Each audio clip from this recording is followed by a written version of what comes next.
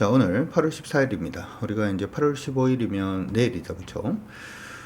쉬는 날 앞두고 있는 그러한 상태인데, 이 부분에서 우리가 지금 좀 봐야 되는 것들 몇 가지 좀 언급을 해 드리도록 하죠. 지금 시장의 호재라고 얘기를 하는 부분은 다름이 아니고 미국의 생산자 물가 여부입니다. 그렇죠? 사실 미국의 생산자 물가 PPI는 그다지 중요한 지표는 아니에요. 굉장히 중요한 지표는 원래는 아닌데 시장에서는 오늘 중요한 지표로 지금 인식을 하고 있는 것 같습니다. 그래서 지금 보시는 것처럼 미국 생산자 물가 지수가 0.1 정도가 나왔습니다. 원래 시장에서 예상을 해놓은 건 얼마를 예상을 했었냐면 0.2 정도 나올 걸 예상을 했었는데 지금 0.1 정도 나오면서 인플레이션이 이제 좀 줄어드는 거 아니냐.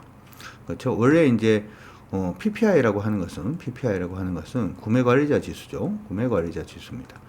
구매 관리자 지수 여기서 구매했는 그 상품을 구매한 사람들이 인플레이션이 만약에 생기면 이건 누구한테 전가가 되나요?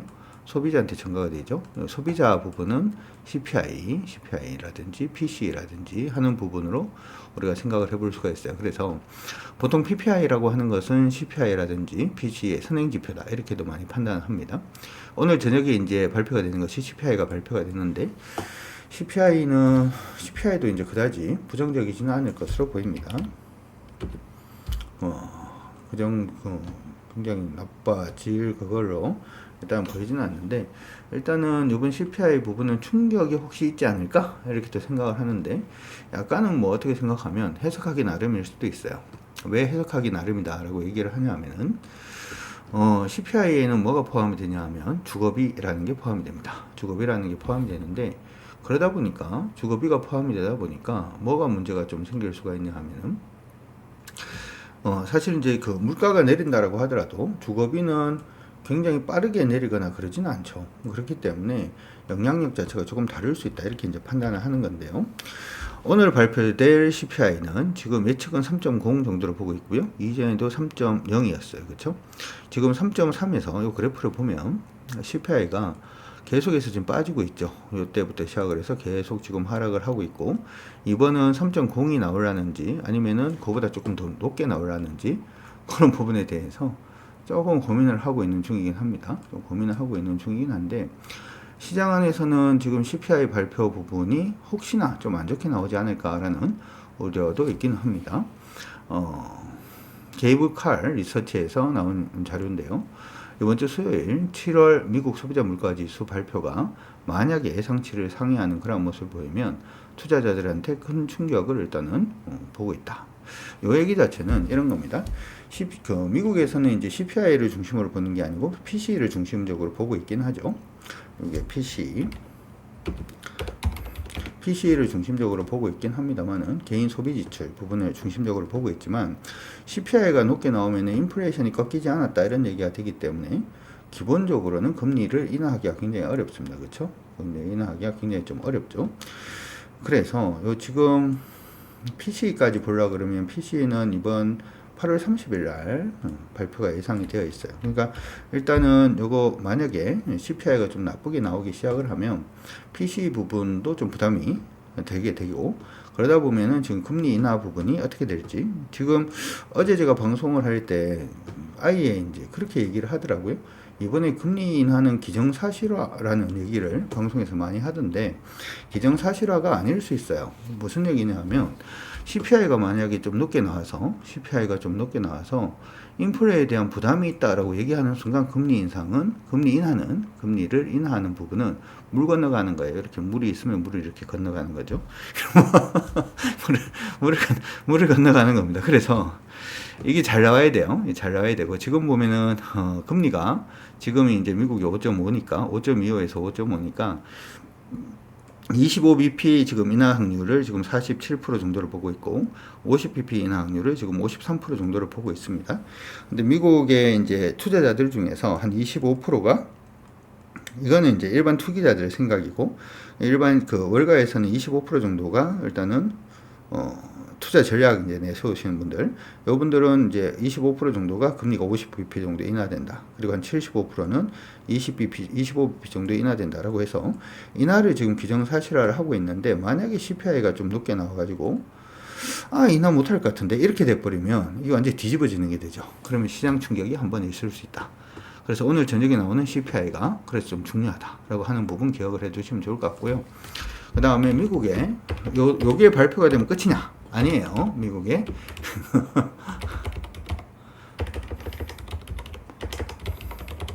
요것만 발표되면 끝은 아니고요. 끝은 아니고 그 다음에 또 남아있는 게 하나가 있죠. 미국의 고용입니다. 미국 고용 부분도 남아있는데 우리가 미국 시장을 미국 시장 어디 있나? 미국 시장을 이렇게 보다 보면은 해외 나스닥 종합 보도록 하죠. 나스닥 종합을 보면 지금 여기서 여기까지 빠진 거 있죠. 요거 빠진 거는 엔캐리 트레이드 어쩌고저쩌고 얘기가 나오면서 빠진 거다라고 여러분들 다 생각은 하실 수가 있으실 거예요. 그렇죠? 있으실 건데 지금 보면 이거는 9월 달에 발표가 되긴 할 겁니다만은 이렇게 됐단 말이죠. 이렇게 됐는데 그 이전에 그럼 빠진 건 뭐냐?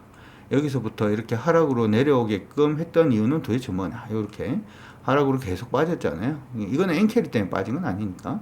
이 빠진 부분은 미국의 경기 침체, 미국의 경기 침체 우려입니다. 그렇죠? 미국의 경기 침체 우려입니다.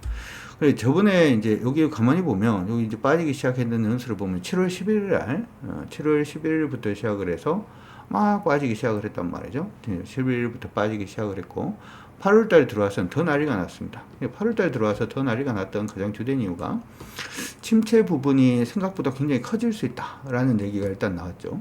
그 얘기는 뭘 보고 얘기를 한 거냐면 요 고용 보고 얘기를 한 거거든요.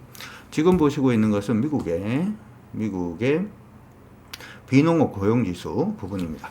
비농업 고용지수는 말 그대로 농축산업을 제외한 전월 고용인구수 변화를 측정을 하죠. 측정을 하는데 여기 지금 보면은 시장에서 예상을 했던 게 17만 6천 건 정도 예상을 했는데 11만 4천 건밖에 안 나왔단 말이죠.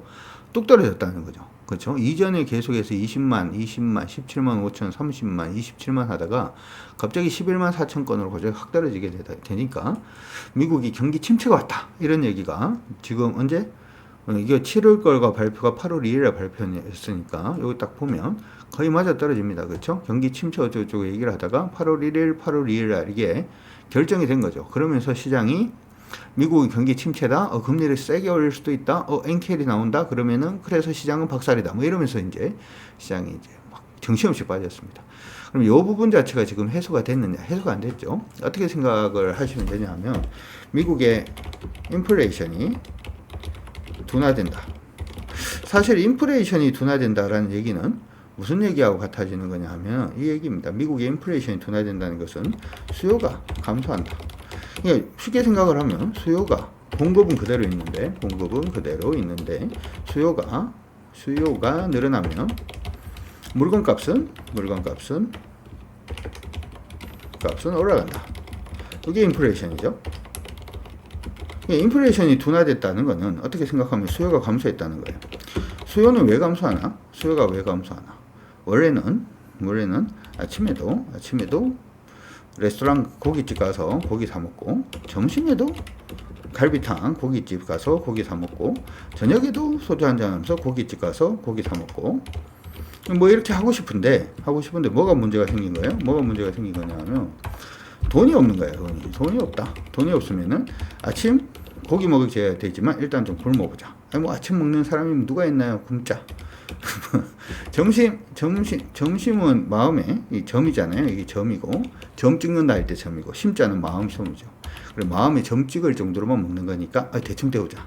왜냐하면 돈이 없으니까 이렇게 하고 싶은 게 아니고 저녁은 고기 먹어야 되지만 집에서 그냥 밥 먹자 이렇게 돈이 없으면 수요가 준다는 것은 가만히 생각해 보면 이게 지출할 수 있는 잉여 현금 자체가 가게가 많이 없어지면 이런 일이 발생을 할 수가 있다는 거죠. 근데 지금은 그냥 인플레이션 잡는다라고 좋게 생각을 합니다만은 만약에 이제 고용지표 나올 때 고용지표가 또 부정적으로 나온다.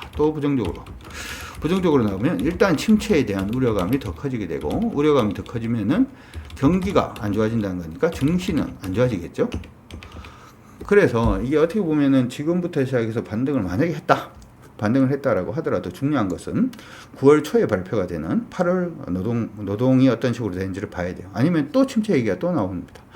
그래서 그런 부분을 한번 생각을 해보면 시장을 굉장히 좋게 볼 수 있느냐라고 하는 부분에 저는 약간 좀 우려를 가지고 있긴 합니다. 거기다가 이번에 CPI가 조금은 높게 나올 수 있어요. 아까 얘기했던 주거비 문제 때문에 조금 높게 나올 수 있는데, 좀 높게 나오면 또 그 얘기 할 거예요. CPI보다는 패드는 CPI를 보는 게 아니라 PC를 보고 있다.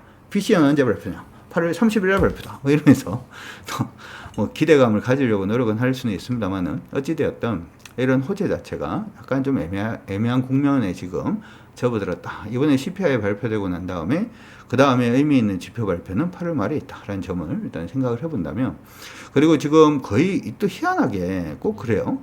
시장이 오르다가 그 자리 근처까지 딱 오르니까 지금 저항선 근처까지 딱 왔단 말이죠.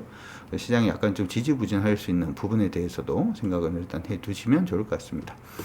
아까 이제 얘기했다시피 엔비디아도 사실 이번에 반등을 할 때 이게 너무 많이 밀려서 반등한 게 아닌가 이런 생각도 들어요. 너무 많이 밀려가지고 반등한 게 아닌가 뭐 이런 생각도 일단 개인적으로는 좀 듭니다. 그러다 보니까 이게 이제 연속성을 가지냐 연속성을 못 가지냐 이게 이제 문제인 건데, 연속성을 가질 수 있냐 없냐 이게 이제 문제인 건데, 개인적으로 연속성 가지기는 좀 힘들지 않을까 이렇게 생각도 들어요. 왜냐하면 이번에 하웨이가 아마 이 기사 여러분들 다 보셨으리라 생각이 드는데, 하웨이가 칩을 하나 개발했죠. 하웨이가 AI 칩을 이제 개발했다. 칩 내놨다. 뭐 이렇게 얘기를 했습니다. 하웨이가 또 AI 칩을 또 내놨다. 얘들은 중국이라는 나라가, 우리는 한 가지 생각을 좀 하고 가야 되는 게, 뭘 좀 생각을 하고 가야 되냐면, 얘들 좀 정신없는 나라라서 무조건 다 만들어냅니다. 만들어내기는. 하웨이가 또 AI 칩을 내놨다. 엔비디아 칩보다 성능이 좋다? 정말? 하웨이 자체 개발 AI 칩 어센드 910C 출시를 앞두고 있다. 중국의 빅테크 하웨이 칩 초기 물량 확보, 엔비디아는 중국 공략이 어려워질 듯. 이게 무슨 얘기냐면, 엔비디아가 이렇게 딱 나오면 엔비디아가 어렵다 이게 아니라, 엔비디아가 중국 쪽 매출의 몇 프로 정도를 의지하고 있는가. 30% 넘어요. 이게 중국 쪽 매출의 30%가 넘습니다. 그러니까 엔비디아가 중국을 놓치는 순간 지금 시장에서 예상하고 있는 실적의 가이던스를 30% 다운시켜야 된다는 거예요. 그러면 엔비디아는 주가가, 지금 실적이 좋은 거는 중요한 게 아니고, 이번에 엔비디아 실적 발표가 있죠. 지금 실적 발표해서 좋게 나오는 건 그게 문제가 아니고, 중국을 어떻게 할 거냐. 중국을 잡지 못하면 30% 실적이 날아가는데, 매출이. 이걸 어떻게 할 건가에 대해서도 얘기가 있어야 돼요. 그러니까 엔비디아 지금 올라가는 것도 개인적으로는 좀 많이 빠졌기 때문에 올라가는 게 아닌가 생각을 해봅니다. 그리고 여러분들 혹시 아신지 모르겠는데, 중국이 2차전지 있죠. 중국 2차전지. 우리가 리튬 이온계를 사용을 하고, 기본적으로 중국은 LFP 배터리 이 부분을 일단 만들었잖아요. 만들었는데, 원래 LFP 배터리는 골프 치러 갈 때 카트 있죠. 카트 이런 데 이제 사용하던 거거든요. 근데 중국이 2차 전지가 뒤쳐졌잖아요. 옛날에 뒤쳐졌을 때 얘들이 정주였나 어느 시 하나를 정해서, 자 여기서부터 시작해서, 자 여기서 다니는 버스 뭐 이런 거, 뭐 공공기관 자동차는 전부 다 전기를 사용해서 한다 이렇게 얘기를 한 거예요. 근데 얘들이 그때 안정성이 있었냐, 안정성 이런 게 있었냐? 없었어요. 안정성 이런 거 없었는데도 무조건 그렇게 하기로 했습니다. 무조건 그냥 그럼 불나고 터지고 뭐 이런 거 많았겠죠. 퍼지고, 그렇죠. 뭐 이런 거 많았겠지만, 이런 거에서 중국은 뭐 한다? 그냥 데이터를 모으는 거죠. 데이터. 우리나라 같은 경우에는 불나고 터지고 퍼지면 이제 인터넷에 돌아다니고 난리가 날 건데, 얘들은 항상 어떤 뉴스가 나오냐 하면, 어떤 시에서, 예전에, 이건 비하하는 건 아니고, 예전에 제가 중국에 있을 때 그런 기사들을 많이 봐서, 어떤 시에서 만약에 전기차가 불났다. 그쵸? 하지만 우리 인민해방군이 어떤 식으로 조치를 해서, 이게 양호하게 했다. 인민 돌봤다.